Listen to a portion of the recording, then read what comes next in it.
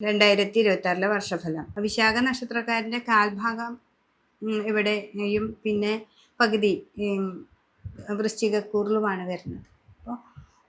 അപ്പോൾ വൃശ്ചികക്കൂറിൽ പെടുന്നതും തുലാക്കൂറിൽ പെടുന്ന വിശാഖ നക്ഷത്രക്കാരെ സംബന്ധിച്ച് ഈ തുലാക്കൂറിൽ പെടുന്ന വിശാഖ നക്ഷത്രക്കാർക്ക് 9-ലായിരുന്നു വ്യാഴം നിൽക്കുന്നത്.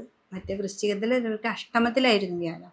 അപ്പോൾ വൃശ്ചികത്തിലിരിക്കുന്ന വിശാഖ നക്ഷത്രക്കാർക്ക് അഷ്ടമത്തിൽ നിന്ന് 9-ലേക്കാണ് വരുന്നത്. ഏറ്റവും നല്ല ഭാവമാണ്, ഏറ്റവും ഉച്ച ഭാവമാണ് വ്യാഴത്തിന്. അപ്പോൾ അത് ഈ ഒരു വർഷം ജൂൺ 9-ാം തീയതിക്ക് ശേഷം നമുക്ക് വരുമ്പോൾ നമുക്ക് അത്ര നാളെ അഷ്ടമത്തിൽ രോഗാവസ്ഥകൾ ഉണ്ടാക്കും. വ്യാഴ അഷ്ടമത്തിൽ വരുമ്പോൾ സാമ്പത്തികമായിട്ട് വേണമെന്ന് വിചാരിക്കുമ്പോഴേക്കും അവിടെ നിന്ന് ഇവിടെ നിന്നൊക്കെ കടാണ് നമുക്ക് കിട്ടുക.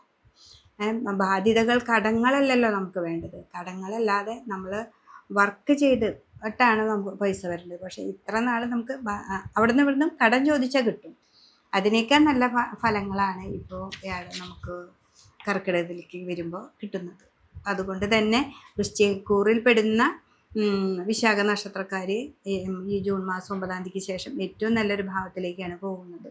ഇത്ര നാൾ അവിടെ നിന്ന് ഇവിടെ നിന്നൊക്കെ നമുക്ക് കാര്യങ്ങൾ നടക്കാനായിട്ട് ഓടി നടന്നിരുന്നെങ്കിൽ അതിൻ്റെയൊക്കെ ഫലം ഏറ്റവും നല്ല രീതിയിൽ നമുക്ക് അനുഭവിക്കാനായിട്ട് സാധിക്കും. ബാധ്യതകളെ കുറയ്ക്കുക. ഈ ഒരു നല്ല ടൈം വരുമ്പോൾ നമുക്ക് ഉണ്ടായിരുന്ന ബാധ്യതകളെ കുറയ്ക്കുക. അതാണ് നമുക്ക് ഇതിൽ പറയുന്നത്. വിശാഖ നക്ഷത്രത്തിൻ്റെ തുലാക്കൂറിൽ പെടുന്നവരാണെങ്കിൽ അവർക്ക് 9-ാം ഭാവത്തിൽ നിൽക്കുന്നത് 10-ലേക്ക് വരുന്നു, കർമ്മത്തിലേക്ക് വരുന്നു. എന്നാലും വലിയ പ്രതിസന്ധി ഇല്ലാതെ നമുക്ക് കാര്യങ്ങൾ നടക്കും. പിന്നെ 11-ലാണെങ്കിൽ വ്യാഴമുണ്ട്. നിങ്ങളുടെ കുടുംബക്ഷേത്രം 4-ാം ഭാവം ഒക്കെ നമുക്ക് രാഹുക്ക് നിൽക്കുമ്പോൾ കുടുംബക്ഷേത്രവുമായി നന്നായിട്ട് പ്രാർത്ഥന വേണം. 5-ലാണ് രാഹു നിൽക്കുന്നത്. അവിടെ സർപ്പക്കാവൊക്കെ ഉണ്ടെങ്കിൽ അവിടെ നന്നായിട്ട് പ്രാർത്ഥിക്കുക.